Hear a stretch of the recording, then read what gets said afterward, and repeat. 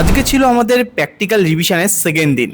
তো সকাল সকাল ঘুম থেকে উঠে একটু ব্যায়াম করে চা বিস্কুট এবং তার সঙ্গে একটু বাদাম খেয়ে বেরিয়ে পড়ি কলেজের উদ্দেশ্যে।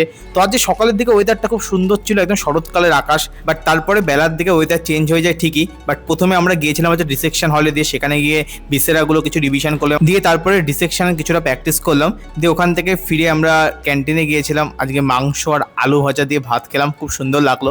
দিয়ে তারপরে আবার সেকেন্ড টাপে আমাদের ফিজিওলজি প্র্যাকটিক্যাল ছিল, তো সেখানে টিএলসি টোটাল লিউকোসাইট কাউন্ট আমরা প্র্যাকটিস করছিলাম। তো ফিজিওলজির এই প্র্যাকটিক্যালটা পরে হচ্ছে হেমাটোলজির আন্ডারে, যেটা আমরা একদম বছরের প্রথমে করি, তো তারপরে অনেকদিন পরে করছিলাম। তো এখানে আমরা নিউট্রোফিল আইডেন্টিফাইও করি। দিয়ে আমরা ফিজিওলজি ল্যাব থেকে বাইরে বেরিয়ে দেখি প্রচন্ড মেঘ করেছে। দিয়ে তারপর দৌড়ে দৌড়ে রুমে ফিরে আসি এবং ভিডিওটা এডিট করে একটু রেস্ট টেস্ট নিয়ে আবার বিকেলের দিকে মানে সন্ধ্যাতে আমরা বেরিয়ে যাই চারজনে মিলে চাপাডালির দিকে। তো সেখানে গিয়ে একটা দোকান থেকে আমরা স্যান্ডউইচ খাই, বাট স্যান্ডউইচটা বড্ড বেকার ছিল।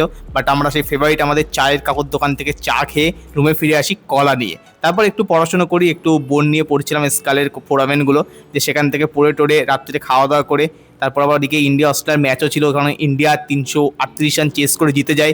এটা অনেক দিন পরে একটা এরকম রান চেস দেখে সত্যি খুব ভালো লাগছিল। দেখা যাক ইন্ডিয়া সাউথ আফ্রিকার ফাইনালটা কেমন হয়। ইন্ডিয়া জিতলে খুবই ভালো লাগবে। তো চলো দেখা হচ্ছে পরের ভিডিওতে, বাই।